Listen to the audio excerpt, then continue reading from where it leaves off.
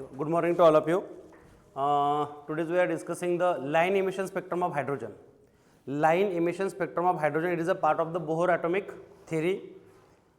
Generally इस part के अंदर हमें ये पता चलता है कि हाइड्रोजन के स्पेक्ट्रम्स, मतलब हाइड्रोजन गैस से अगर लाइट पास होती है ना तो उसका भी स्पेक्ट्रम फॉर्म होता है. बट वो स्पेक्ट्रम कैसे होता है? वो स्पेक्ट्रम होता है डिसकंटिन्यूअस. डिसकंटिन्यूअस मतलब क्या होगा? जिसके अंदर कुछ रेडिएशंस प्रेजेंट थे, कुछ वेवलेंथ प्रेजेंट थी और कुछ वेवलेंथ एब्जॉर्ब हुई थी और कुछ वेवलेंथ का एब्जॉर्प्शन नहीं हुआ था. मतलब कुछ लाइट अपेयर हो रहे थे और कुछ लाइट अपेयर नहीं हो रहे थे. जैसे हम स्पेक्ट्रम की बात करते हैं, स्पेक्ट्रम में क्या पार्ट आता है? स्पेक्ट्रम का अगर पार्ट हम डिस्कस करते हैं तो स्पेक्ट्रम में जनरली पार्ट कौन सा होता है? स्पेक्ट्रम के अंदर लाइट्स होते हैं. कौन से लाइट्स होते हैं? विबग्योर. ये लाइट्स होते हैं ना, विबग्योर. और विबग्योर के अंदर कौन सा पार्ट होता है? ये होता है वॉयलेट. यहां पे होता है Indigo, blue, green, yellow, orange और रेड. ये किस में आते हैं? ये विबग्योर में आते हैं. तो जनरली ये विबग्योर कलर्स होते हैं. 7 कलर. 7 कलर को जब मिक्स किया जाता है तो व्हाइट कलर बनता है. व्हाइट कलर को जब स्प्रेड किया जाता है तो कौन से कलर बनते हैं? ये कलर बनते हैं, विबग्योर. ओके, ये जो कलर होते हैं ये स्पेक्ट्रम के अंदर पाए जाते हैं. तो हमें अभी डिस्कस करना है कि स्पेक्ट्रम कौन सा है. हमारा पार्ट है आज का, we are discussing the line emission spectrum of hydrogen. Line emission spectrum of hydrogen. Line emission spectrum of hydrogen में क्या क्या पार्ट आता है? देखो, लाइन इमिशन स्पेक्ट्रम जनरली हम किसी भी सब्सटेंस को इरेडिएट करते हैं. इरेडिएट मतलब हीट करते हैं. किसी भी सब्सटेंस के ऊपर अगर लाइट को हम क्या करते हैं, उसको ऊपर लाइटनिंग करते हैं तो क्या होता है कि जो लाइट के अंदर की एनर्जी होती है वो एब्जॉर्ब करता है. क्या करेगा? वो एनर्जी एब्जॉर्ब करेगा और एब्जॉर्ब करने के बाद क्या करेगा? उसे इमिट करेगा. मतलब किसी सब्सटेंस को अगर इरेडिएट किया जाता है तो इट एब्जॉर्ब एनर्जी, तो एनर्जी एब्जॉर्ब करेगा. देखो, जितनी कैपेसिटी हो सकती है उतनी एनर्जी एब्जॉर्ब करेगा. उसके बाद में क्या करेगा? वो एनर्जी को इमिट करना स्टार्ट कर देगा, रिलीज करना स्टार्ट कर देगा, इमिट करेगा ना. तो ऐसे केस को कहा जाता है एक्साइटेड स्टेट. क्या कहते हैं उसकी? Excited state. Actually irradiation, excited state can be, ये किसकी वजह से हो सकती है? ये हीटिंग की वजह से भी हो सकती है. हीट करके भी होती है, इरेडिएट करके भी होती है. तो ऐसे स्टेट्स को हमें डिस्कस करना है जिसके अंदर से अभी जब क्या करेगा, कोई सब्सटेंस से रेडिएशन इमिट करना स्टार्ट कर देगा. क्या स्टार्ट करेगा? एनर्जी इमिट करेगा. और जो एनर्जी इमिट होगी वो एनर्जी किस फॉर्म में होगी? It is in the form of the radiations. कौन से फॉर्म में होती है? ये रेडिएशन के फॉर्म में होती है. और रेडिएशन के फॉर्म से जब एनर्जी ट्रांसफर होती है, उससे लाइट पास करते हैं तो वहां पे एक स्पेक्ट्रम फॉर्म होता है. क्या फॉर्म होता है वहां पे? स्पेक्ट्रम. ऐसे हाइड्रोजन के साथ किया गया था. तो उसके पार्ट के बारे में डिस्कस करना है हमें, line emission spectrum of hydrogen. तो सबसे पहले हम इमिशन स्पेक्ट्रम क्या होता है उसके बारे में डिस्कस करेंगे. तो उसके बारे में डिस्कस करने के लिए हमारे पास पार्ट क्या है? तो we are going to discuss, देखो, line emission spectrum of hydrogen के केस के अंदर, इफ एनी सब्सटेंस इरेडिएट मतलब जिसको हम रेडिएट करते हैं, irradiate. If any substance irradiate, it absorb energy, it absorb energy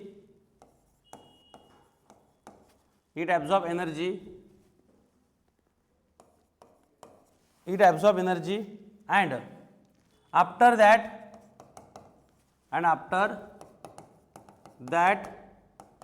it released in the form of released,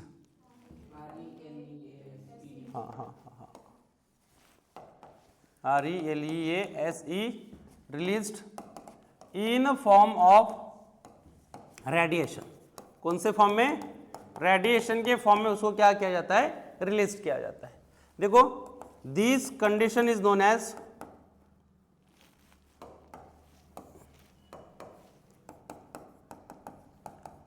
this condition is known as, क्या कहेंगे इसे हम, excited state, excited state. And जो रेडिएशंस बनते हैं ना, emission radiation, release in the form radiation, known as, इसको कहेंगे नोन एज इमिशन। क्या कहते हैं इसे, इमिशन। देखो जब ये ऐसे क्या होता है, कोई इससे एक्साइटेड स्टेट के अंदर से, या तो जो कंडीशंस होती है उसको क्या कहेंगे हम, एक्साइटेड स्टेट, जैसे वो एनर्जी रिलीज करना स्टार्ट कर देगा। देखो एक सिंपल केस है, अगर आपके पास पैसे आ जाते हैं, पैसे आ गए, मान के चलते 10,000 रुपये आ गए आपके पास, ना तो किसी को देना है, ना तो सेविंग करनी है, ना कुछ करना है, तो आप क्या करोगे, आपके सबसे पहले दिमाग में आता है शॉपिंग कहाँ पे करूँ, यही आता है ना। आप अच्छा अच्छा मॉल ढूंढते हो, कहाँ पे जाना है, बस खरीदी करते हो, सब कुछ करते हो, मतलब आप एक्साइटेड होते हो ना उस टाइम पे, क्या होते हो, एक्साइटेड होते हो। शॉपिंग करोगे, पैसा खत्म, फिर रिटर्न घर पे। सेम केस यहाँ पे भी होती है सभी पार्टिकल्स की, जब उसके पास एनर्जी आती है वो एक्साइटेड होते हैं, एक्साइटेड होने के बाद क्या करेंगे, एनर्जी लॉस करेंगे इन द फॉर्म ऑफ रेडिएशन, फिर रिटर्न बैक आएंगे। तो ये कंडीशंस होती है फॉर ए इमिशन स्पेक्ट्रम। अभी हम हाइड्रोजन लाइन स्पेक्ट्रम डिस्कस करेंगे, इसे कहते हैं हम इमिशन स्पेक्ट्रम, और उसकी कंडीशन को कहा जाता है एक्साइटेड स्टेट, जिस कंडीशन में क्या करता है वो एनर्जी लॉस करता है। Okay, note down this.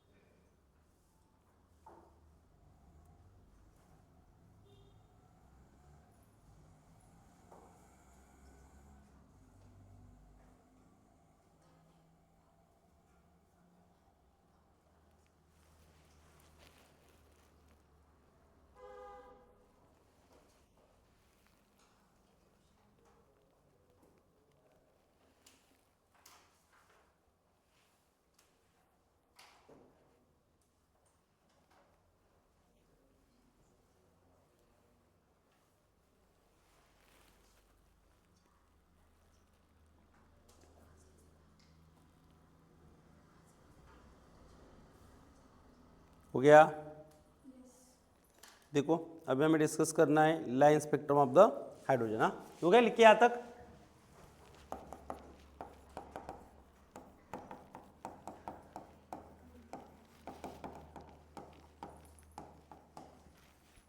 Line spectrum of hydrogen,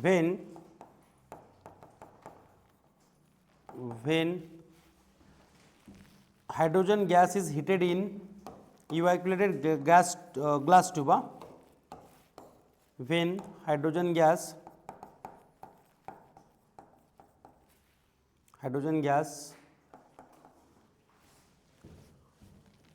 is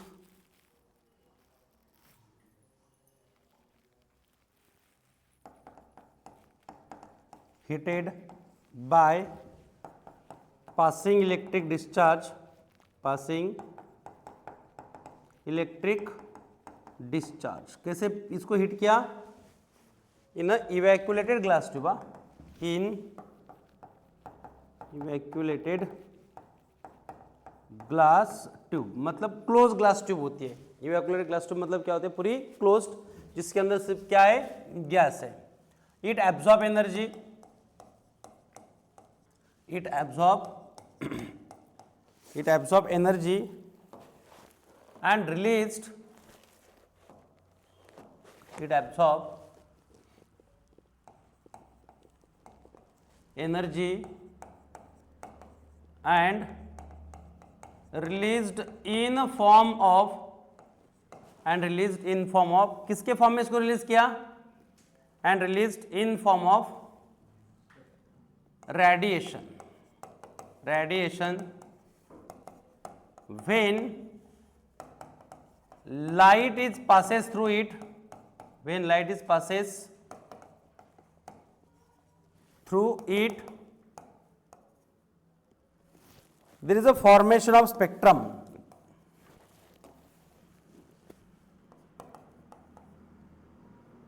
There is a formation of spectrum. तो वहां पे क्या हुआ? स्पेक्ट्रम फॉर्म हुआ। और ये स्पेक्ट्रम कैसे था? There is formation of spectrum. The spectrum is discontinuous. The spectrum is discontinuous. Discontinuous मतलब क्या था?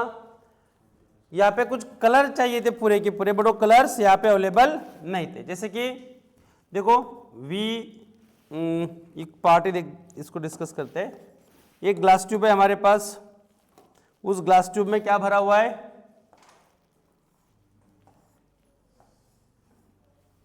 एक इवैक्यूलेटेड ग्लास ट्यूब के अंदर है हमारे पास, मान के चलते इसके अंदर भरा हुआ है हाइड्रोजन गैस।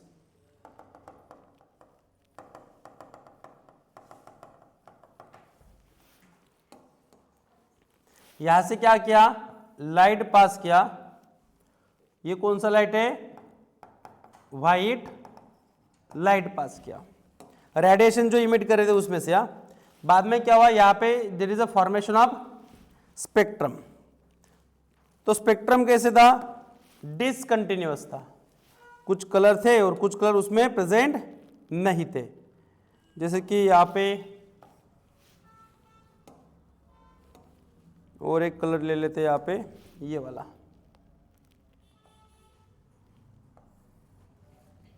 ओके ये कलर थे।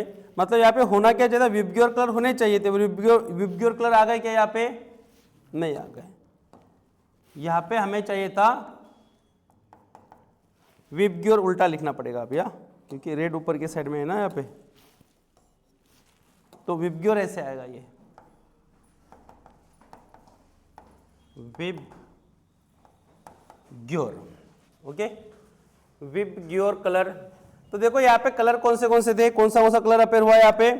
कोई तो 4 कलर अपेयर हुए, बाकी 3 कलर यहाँ पे अपेयर नहीं हुए। मान के चलते हो कलर कौन से थे जो अपेयर नहीं हुए? यहाँ पे रेड हुआ, ऑरेंज हुआ, यहाँ पे हाँ ब्लू हुआ, और ये बीच में उसको कुछ ग्रीन वगैरह कर लेते उस लाइन को, तो फिर ये भी हमारे पास था। ओके 4 कलर आ गए, बाकी एक कलर थे क्या यहाँ पे? ये भी कलर आ गया। तो इसे कहते हैं लाइन स्पेक्ट्रम ऑफ हाइड्रोजन, जिसके अंदर डिसकंटिन्यूअस था और ग्रीन आ गया। येलो प्रेजेंट नहीं था, उसके बाद में येलो नहीं है, इंडिगो नहीं है, वॉयलेट नहीं है। तो ऐसे केस में क्या हुआ? जो लाइट पास हो रही थी इसमें से कुछ लाइट क्या हुई? कुछ लाइट की वेवलेंथ एब्जॉर्ब हुई, जो यहाँ पे इमिट नहीं हो सकी, बाकी के क्या हुए? यहाँ पे इमिट हो गए। मे भी ऐसे अलग भी हो सकते हैं, ऐसे कलर हो गया, ऐसे नहीं, अलग भी हो सकते। इसको कहा जाता है डिसकंटिन्यूअस स्पेक्ट्रम। क्या कहते हैं इसे? Discontinuous spectrum. और ये डिसकंटिन्यूअस स्पेक्ट्रम जो होता है, ये होता है, इसको कहते हैं हाइड्रोजन स्पेक्ट्रम। क्या कहते हैं इसे? Hydrogen spectrum. देखो इसके अंदर कुछ वेवलेंथ थी, उस वेवलेंथ का स्टडी किया। इसमें कुछ रीजन थे, उस रीजन का स्टडी किया था 5 साइंटिस्ट ने। Okay the region of the reason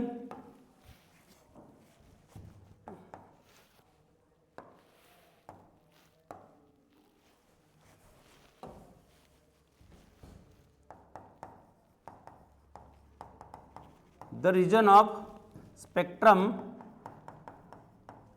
studied by 5 scientist. 5 scientist, कितने साइंटिस्ट ने स्टडी किया था इसको? 5 साइंटिस्ट ने स्टडी किया था। ये लिख लो फिर, 5 साइंटिस्ट देखते हैं कौन से है। तो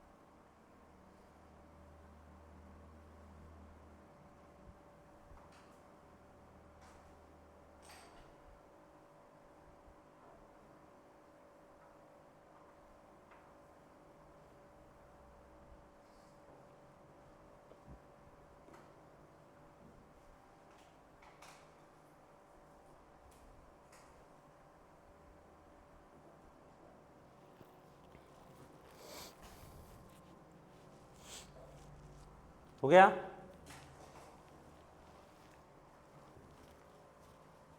अश्विन होगा कि लिख के? थोड़ा बाकी है। तू तो इधर का लिख रहा है, उधर का लिख लिया क्या? इधर का लिख लिया, ये बाकी है और वो भी पूरा बाकी है, तो थोड़ा कैसे बाकी है, हो गया रे तेरा? अरे हाँ ना, हाना, क्या कुछ तो बोला करो रे।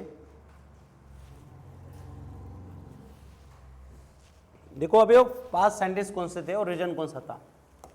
साइंटिस्ट, उसके बाद में आता है हमारे पास सीरीज जो होगी, N1 क्या होता है, N2 क्या होता है, ये मैं आपको बताता हूँ क्या होगा तो। और उसके बाद में आता है रीजन, कौन से रीजन को स्टडी किया था। देखो पहला साइंटिस्ट आता है लाइमन, उसके बाद में आता है बाल्मर के बाद में आता है पास्चन के बाद में आता है ब्रैकेट और उसके बाद में आता है फंड। ये कुछ साइंटिस्ट थे, इन्होंने क्या किया, इस सीरीज को स्टडी किया था हाइड्रोजन स्पेक्ट्रम के। बाल्मर के बाद पास्चन, उसके बाद में ब्रैकेट के बाद फंड, पी फंड लिखा जाता है। देखो यहाँ पे जो रीजन था ना, ये था 1, ये 2, ये 3, ये 4, ये 5। अब ये 1 2 3 4 5 है क्या, वो भी इसके बारे में मैं समझाता हूँ आपको। देखो यहाँ पे N2 क्या होगा, ये 1 है तो ये 1 छोड़ के सब कुछ हो गए, तो मतलब N की वैल्यू क्या होगी, यहाँ पे 2 हो सकती है, 3 हो सकती है, 4 हो सकती है, 2, 3, 4। यहाँ पे 2 है तो 2 छोड़ के सब कुछ, यहाँ पे क्या होगा 3, 4, 5 डॉट डॉट डॉट, ये 3 है तो ये 4, 5, 6, 4, 5, 5, 6, 7, यहाँ पे 6, 7, 8 डॉट डॉट डॉट। तो ये रीजन क्या है, अभी ये कुछ रीजन है, शेल्स होते हैं, शेल के अंदर इलेक्ट्रॉन कहाँ से आ रहा है, रिटर्न, जहां से रिटर्न आ रहा है। देखो यहाँ पे सेकंड शेल से, थर्ड शेल से या फोर्थ शेल से रिटर्न कहाँ पे आएगा, फर्स्ट शेल में आएगा। यहाँ पे 3, 4, 5 से सेकंड शेल में आएगा। सेकंड शेल का जो स्टडी किया था वो किसने किया था, बाल्मर ने। किसने किया था, बाल्मर ने किया था। और फिफ्थ शेल का स्टडी कितने किया था, जो फिफ्थ सीरीज बनती है यहाँ पे, उसका फंड ने किया था, पी फंड। ओके, अभी यहाँ पे देखो कि रीजन कौन से, ये होता है अल्ट्रा वायलेट रीजन का स्टडी लाइमन ने किया था। उसके बाद में विजिबल रीजन का स्टडी किसने किया था, बाल्मर ने। यहाँ पे इंफ्रारेड, ये भी इंफ्रारेड का स्टडी था। और यहाँ पे भी आता है इंफ्रारेड, मतलब ये तीनों ने क्या किया था, इंफ्रारेड रीजन का स्टडी किया था। कौन से थे वो, पास्चन, ब्रैकेट, फंड, इनका स्टडी, इनका रीजन क्या था, इंफ्रारेड। बाल्मर का विजिबल और लाइमन का अल्ट्रावायलेट। अल्ट्रावायलेट क्या होता है, व्हाट इज अल्ट्रावायलेट, जैसे कि अभी हमने डिस्कस किया था विबग्योर, वायलेट के पहले वाला अल्ट्रावायलेट, रेड के बाद का इंफ्रारेड, और ये दिखाई दे रहा है ये क्या है, विजिबल है। क्या ये विजिबल, ये विजिबल, इसके पहले वाला, उसके बाद वाला, रेड के बाद जो आएगा इंफ्रारेड, वायलेट के पहले आएगा अल्ट्रावायलेट। ओके, ऐसे स्टडी थे। तो इसके रीजन मतलब यहाँ पे भी कुछ वेवलेंथ थी, वायलेट के पहले भी कुछ रेडिएशंस थे जो दिखाई नहीं दे रहे थे, तो उस रेडिएशन का नाम क्या रखा था फिर, अल्ट्रावायलेट। रेड के बाद में भी कुछ रेडिएशंस थे, कुछ एनर्जी ट्रांसफर हो रही थी, जैसे कि एक्सरे, दिखाई देता है क्या, नहीं दिखाई देता, बट है ना वहां पे एक्सरे। तो ये जो पार्टिकल्स होता है कि ये इंफ्रारेड, रेड के बाद में कुछ थे, उसका स्टडी फिर ये तीनों साइंटिस्ट ने किया था। ये लिख लो, फिर इसके बाद का पार्ट, मेन पार्ट हम डिस्कस करते हैं कि क्या है।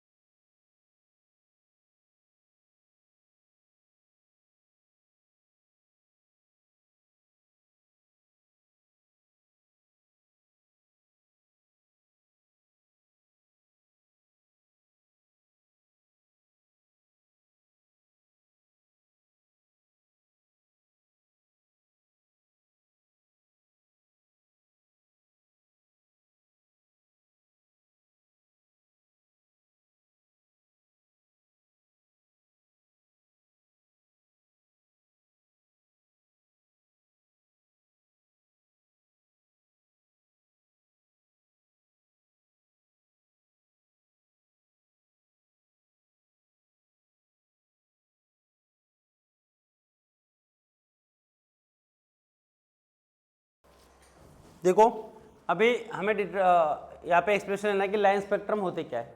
Line spectrum based on the Bohr theory. कर दो सिर्फ, देखो हमें डिस्कस करना है लाइन स्पेक्ट्रम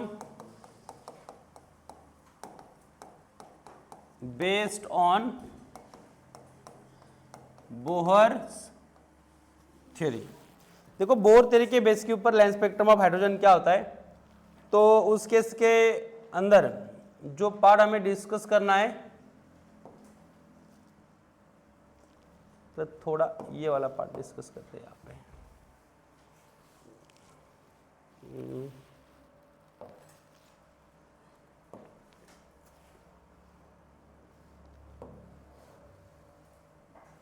ठीक है, यहाँ पे देखो अभी लाइन स्पेक्ट्रम, इस केस में क्या आता ना, ये मान के चलते हमारी क्या है, एनर्जी है, काइनेटिक एनर्जी मान के चलते। यहाँ पे क्या है हमारे पास, काइनेटिक एनर्जी। इसके स्ट्रेट लाइन वाला पार्ट लेते हैं, शिप्स।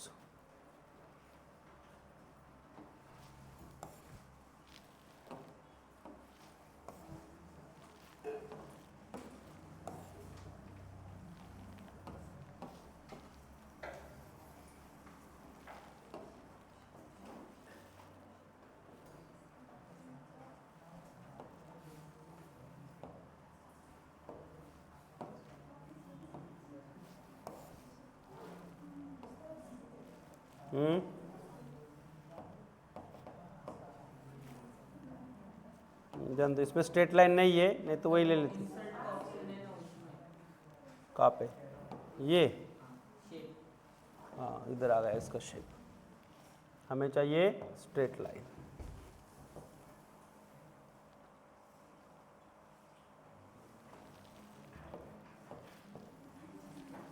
देखो अभी यहाँ पे ये है हमारे पास काइनेटिक एनर्जी, फिर भी टेढ़ी गई। क्यों भाई, स्ट्रेट लाइन लिया तो टेढ़ी क्यों गई? ठीक है, ये है हमारे पास, ये जो पार्ट है हमारे पास, ये है काइनेटिक एनर्जी।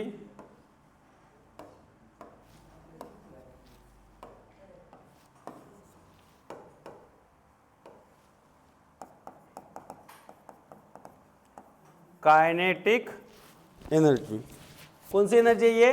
काइनेटिक एनर्जी इस साइड में क्या होती है, इंक्रीज होती है। अभी देखो, अभी पार्ट है हमारे पास, लाइन कौन से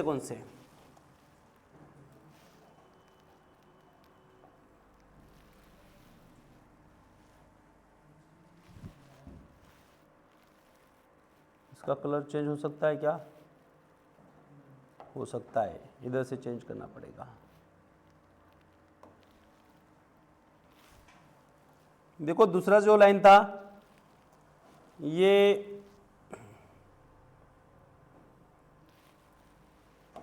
इंसर्ट,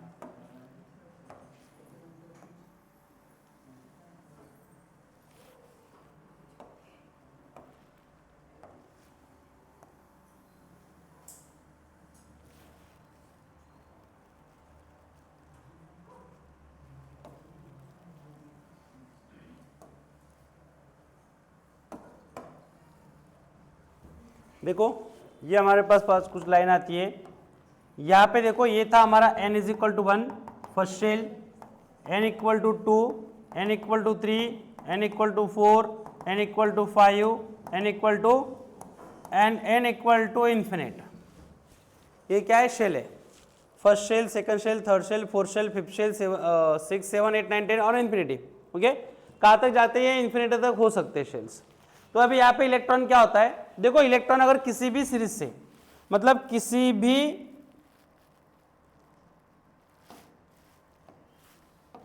भी शेल से अगर इलेक्ट्रॉन, क्योंकि इलेक्ट्रॉन एनर्जी रिलीज करने वाला है, अगर इलेक्ट्रॉन किसी भी शेल से कहाँ पे रिटर्न आता है? देखो सेकंड से अगर फर्स्ट में आएगा, थर्ड से फर्स्ट में आएगा, फोर्थ से फर्स्ट में आएगा, या तो इंफिनिटी से फर्स्ट में आएगा, तो फर्स्ट सीरीज को क्या कहते हैं हम? फर्स्ट सीरीज का नाम है लाइमन सीरीज। तो इस सीरीज का स्टडी कौन किसने किया? लाइमन सीरीज ने किया। मतलब इलेक्ट्रॉन कैसे भी किस में आता है? फर्स्ट शेल में रिटर्न बैक आता है। तो इस स्टडी का, इस सीरीज का नाम क्या है? Lyman series. क्या कहते हैं इसे? लाइमन सीरीज कहते हैं। अगर इलेक्ट्रॉन किसी भी शेल से सेकंड में आता है, तो देखो फर्स्ट से सेकंड में आया, थर्ड से सेकंड में, फोर्थ से, फिफ्थ से, या तो फिर इन्फिनिटी से। इस सीरीज का नाम क्या है? इसे कहते हैं बाल्मर सीरीज। Balmer series. कौन सी सीरीज है ये? Balmer series. अगर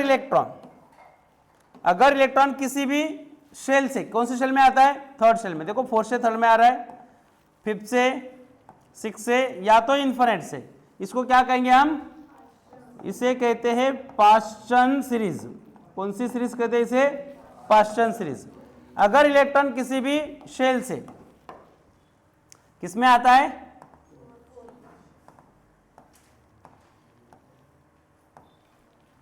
इसे क्या कहा जाएगा? इसे कहते हैं ब्रैकेट सीरीज। क्या कहते हैं इसे? Brackett series.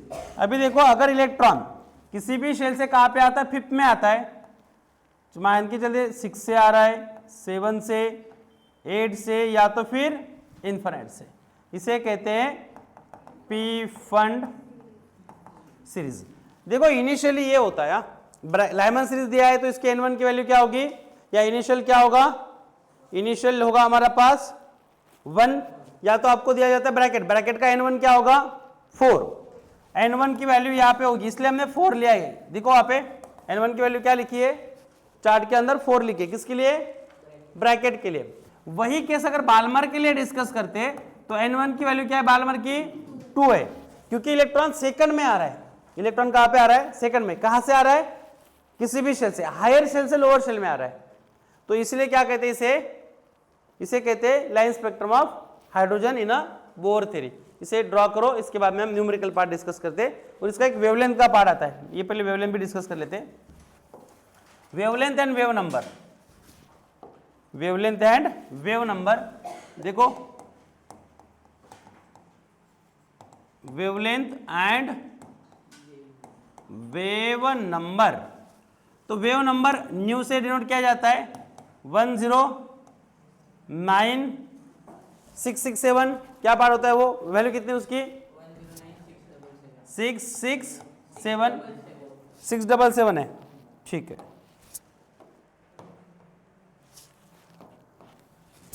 677 in bracket 1/n1 square minus 1/n2 square पर centimetre.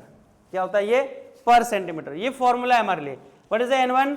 n1 is a initial shell and n2 is a final shell. मतलब जिस शेल से क्या हो रहा है? इलेक्ट्रॉन रिटर्न आ रहा है, electron return back from the shell, तो ये होता है हमारा फाइनल शेल। तो जो होगा बाल्मर के लिए लेंगे हम, तो यहाँ पे क्या होगा? n1 की वैल्यू 2 और n2 की वैल्यू इसमें से कहीं भी ऊपर से, और इन्फिनिटी का वैल्यू होता है हमारे पास, अगर नहीं दिया है, कभी कभी इन्फिनिटी दिया जाता है, तो ये लेंगे हम 1/0। क्या लेंगे? ये 1/0 का पार्ट यूज करके उसको सॉल्व करेंगे। Okay, note down. और यहाँ पे बस इसका एक चेंज होगा वेवलेंथ के लिए, यह आएगा 1/λ is equal to 109,677 1/n1 square minus 1/n2 square. Lambda है हमारे पास वेवलेंथ, लैम्डा क्या है हमारे पास वेवलेंथ, और न्यू बार क्या है वेव नंबर। ये ड्रॉ करो पहले।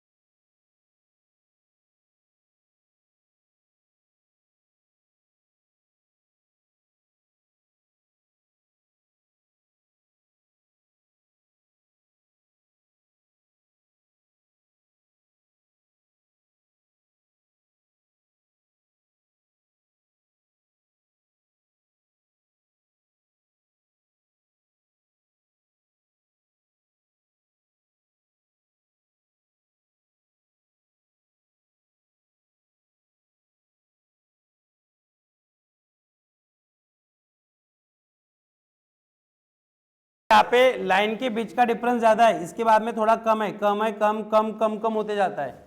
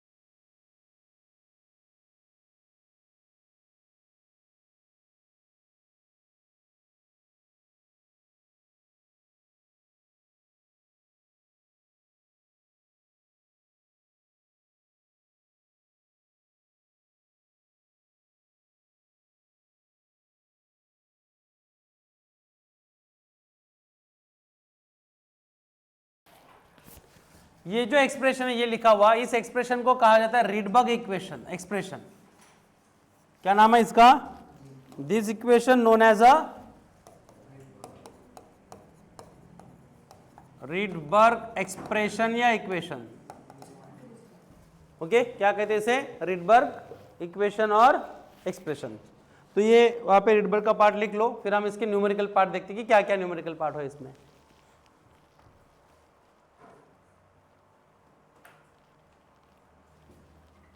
हो गया?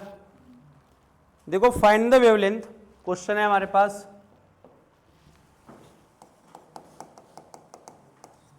Find wavelength of photon transition from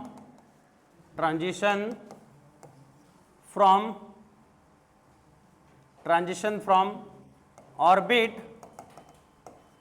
n equal to 5 to n equal to 6 to n equal to 2 of a hydrogen atom,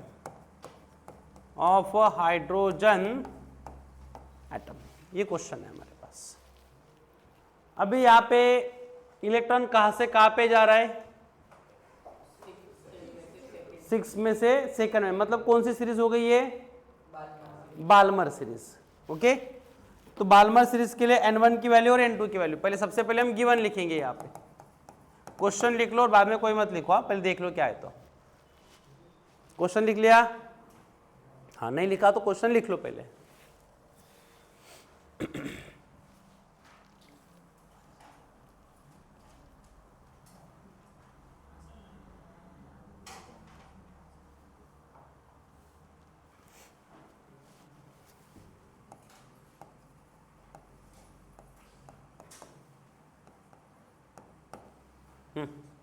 n equal to 6 and 2n equal to 2 of the hydrogen atom. हो गया? लिखिए इतना। अभी देखो given क्या है हमारे पास। Given part यहाँ पे आता है, सबसे पहले इलेक्ट्रॉन आ कहाँ रहा है? यहाँ पे ऑर्बिटल्स। तो यहाँ पे हमारे पास ऑर्बिटल्स जो है, यहाँ पे ऑर्बिट्स, कौन से ऑर्बिट से आ रहा है? ऑर्बिट्स मतलब शेल। देखो n2 क्या होगा, n1 क्या होगा एंड n2 क्या होगा? यहाँ पे जहां से आ रहा है वो है n2 और जहां पे आ रहा है वो क्या है? n1। कहां से आ रहा है ये? n इज इक्वल टू 6 से आ रहा है। कहां पे आ रहा है? 2 में। तो n1 और n2 की वैल्यू मिल गई। हमें चाहिए वेवलेंथ। देयरफॉर वेवलेंथ को लैम्बडा से डिनोट किया जाता है question mark by Rydberg expression. Rydberg equation क्या है फॉर वेवलेंथ के लिए? 1 upon lambda is equal to 109677 close bracket 1 upon n1 square minus n2 square पर सेंटीमीटर। अभी क्या करना है? n1 की वैल्यू पुटअप करो, n2 की वैल्यू पुटअप करो। क्या होगी n1 की वैल्यू? तो 1 बाय लैम्बडा इक्वल टू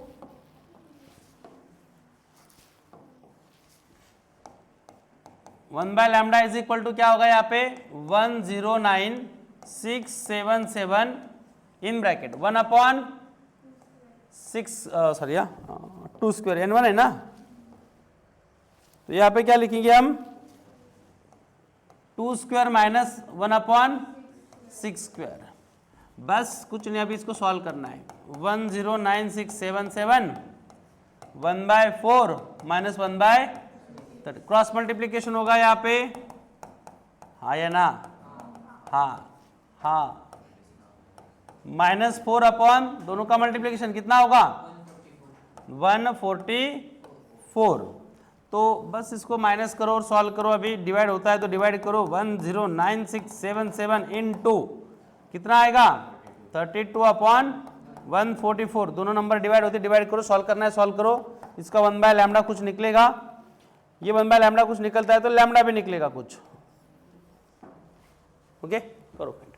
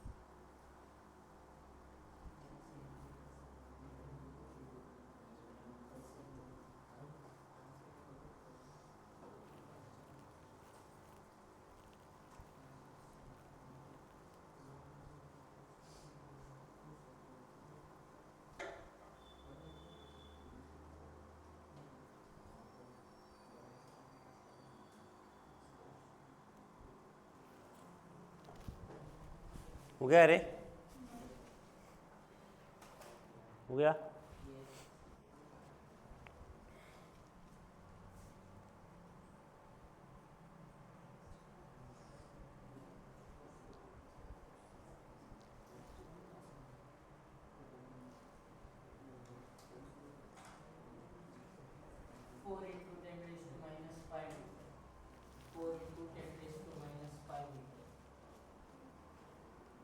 कितना? इसका कितना आया?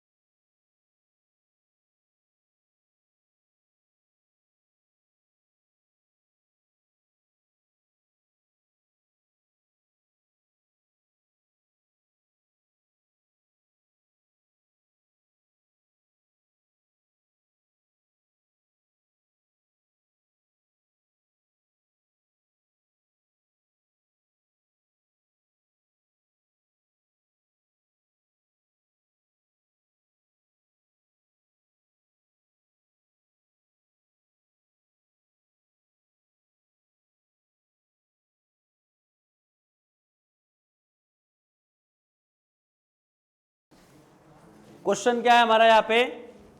क्वेश्चन देखो, find the wavelength of photon transition from orbit n is equal to 5 into Lyman series. कौन सी सीरीज में आ रहा है वो? Lyman series. तो आपको लाइमन सीरीज का इनिशियल शेल पता होना चाहिए कौन सा है, तो कौन सा होता है? 1 होता है। तो गिवन क्या आएगा यहाँ पे? What is the given? Given यहाँ पे आएगा for Lyman series, for Lyman series. Lyman series क्या आएगा यहाँ पे?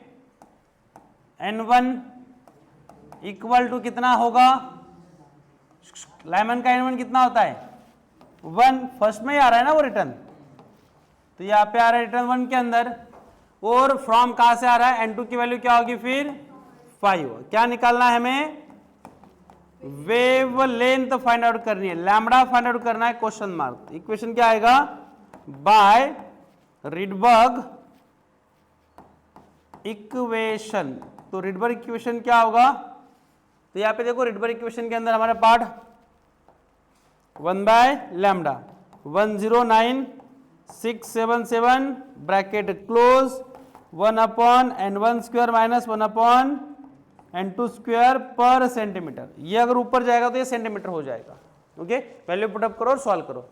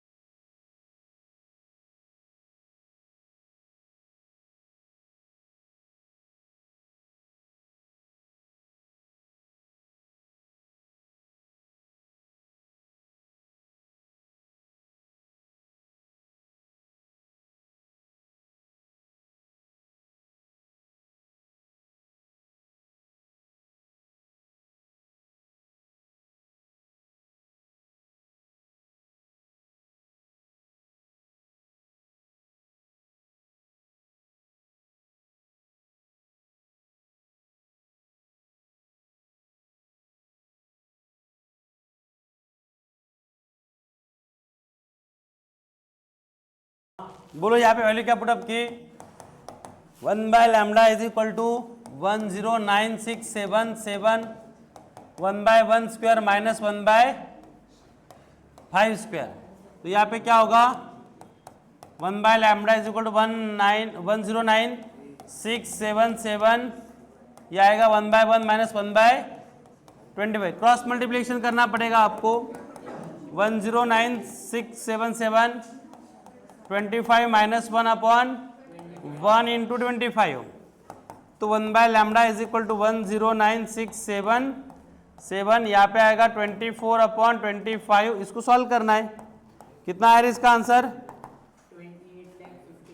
28,51,600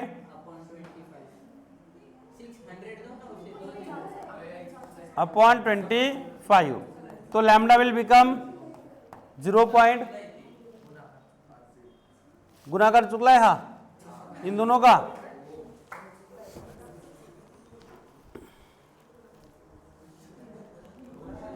वन 109,677 इंटू 24, हाँ 26,32,000 26 लाख आ रहा है ना, 26,32,000 आगे क्या है 248 डिवाइडेड बाय 25। इसका आंसर क्या आ रहा है, रुको रुको नहीं अभी वो 1/λ में लेना पड़ेगा ना मुझे, 105,289.92 and lambda will become 0 point। इसका रेसिप्रोकल लो ना, इसका रेसिप्रोकल क्या होगा, लैम्डा इज इक्वल टू 1/105,289.92, ये डिवाइड में जाएगा, ये न्यूमरेटर में आएगा। अगर 1 से इसको डिवाइड कर देते तो आंसर क्या आ रहा है इसका, करो कैलकुलेट देखो,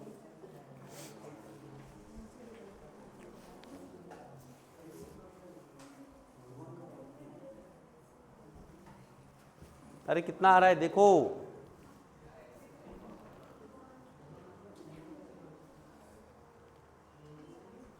1 डिवाइडेड बाय कितना है वो 1052 89.92, तो ये बहुत बड़ी वैल्यू आ रही है, तो वैल्यू